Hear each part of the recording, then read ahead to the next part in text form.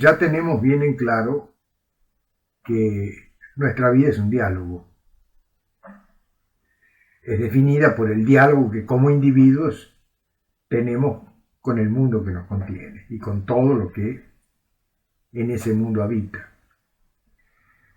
Ese diálogo es definido por la interacción entre el primer cuadrante y el tercer cuadrante, donde están las casas opuestas 1, 7, 2, 8, 3, 9, que definen los tres niveles de interacción en nuestro diálogo con la vida, desde lo más superficial, que se procesa a través de la autoimagen, hasta diálogos más trascendentes y profundos que ya se miden a nivel más espiritual, a nivel más de vuelo filosófico.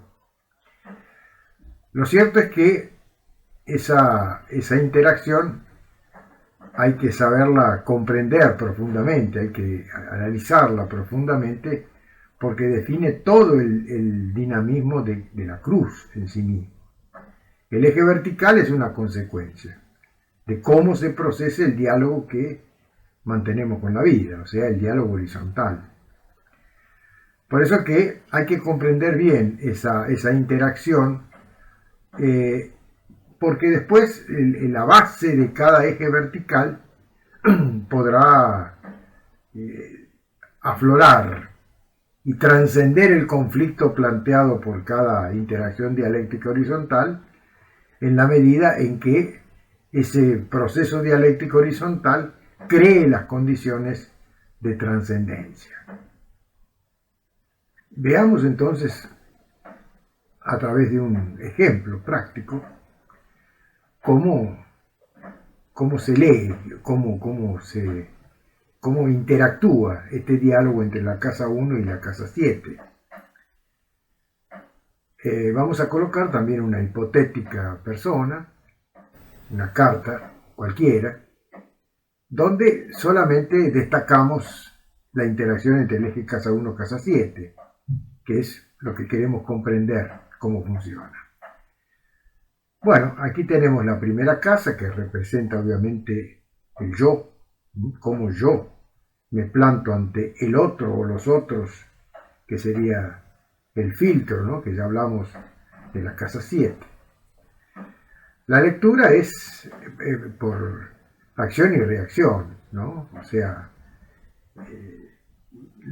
toda propuesta que surge de la casa 1 tiene su correspondiente respuesta de la casa 7 en simetría, ¿no? Entonces, la lectura se debe hacer en el sentido antihorario.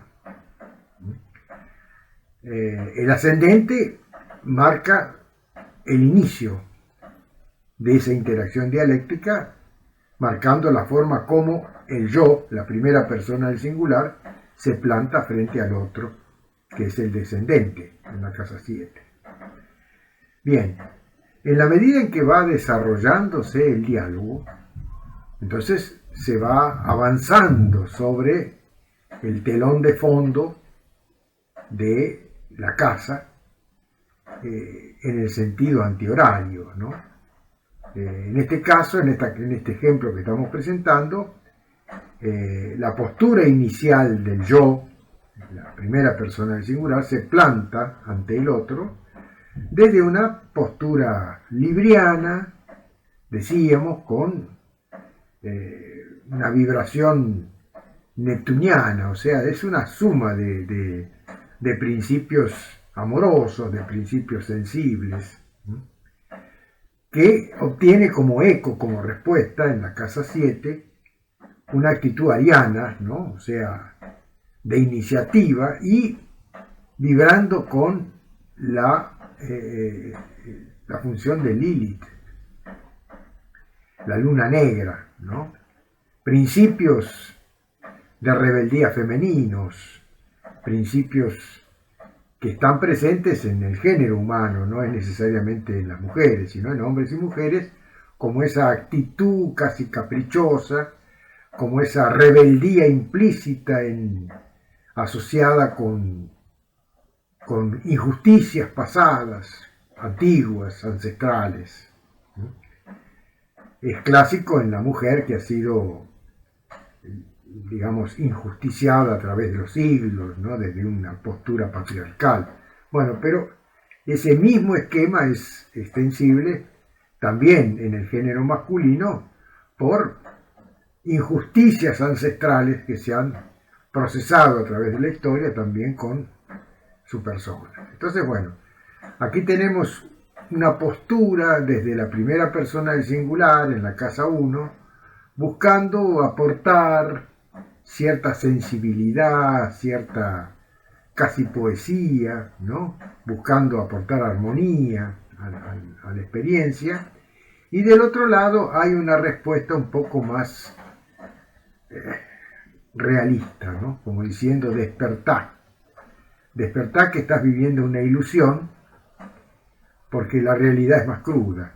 Bueno, con relación a lo que decíamos antes. Bueno, así empieza y se va profundizando ese diálogo en la medida en que se va adentrando en las dos casas en sentido antihorario, ¿no? Después, esa actitud de la primera persona, del yo, que es, ya te digo, contemplativa, más sensible, buscando aportar equilibrio, sensibilidad, de repente se vuelve más intensa, más buscando realmente aportar fuerzas de transformación, como consecuencia, obviamente, de la respuesta que dio el otro desde ese Lilith sobre Aries. Bueno, ahí ya se crea todo un clima de tensión, y se avanza profundizando en ese clima de tensión, ya con el diálogo entre Escorpio y Tauro. Y se avanza con ese clima hasta que se llega a esa área donde está el eje nodal, cabeza y cola del dragón, que acaba transformándose en una especie de barrera, una especie de muro que se interpone a el intento de profundizar ese diálogo. Es como que ahí se detiene y ahí se transforma en una especie de adormecimiento competitivo, y la postura de uno y la postura de otro empiezan a interactuar en forma cada vez intensamente competitiva, y ahí se queda el diálogo. Más que eso no avanza, más que eso no se profundiza. Es ahí toda una prueba kármica, ¿no?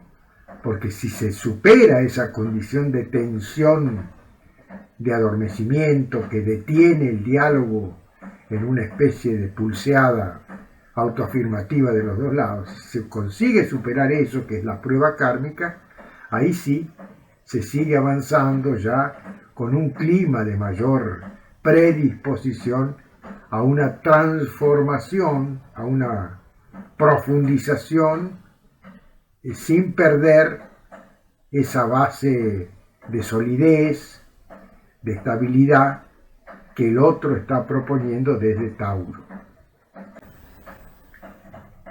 Bueno, en este análisis que hemos hecho, rápido, realmente se ve claramente cómo se crea una condición de trascendencia si se trasciende el desafío del eje nodal. Bueno, ahí tenemos una condición dada. Pero en la próxima entrega vamos a tomar otra carta donde no esté el eje nodal en este eje casa 1, casa 7, y vamos a hacer la lectura también para que quede en claro la mecánica de esa interacción entre casa 1 y casa 7.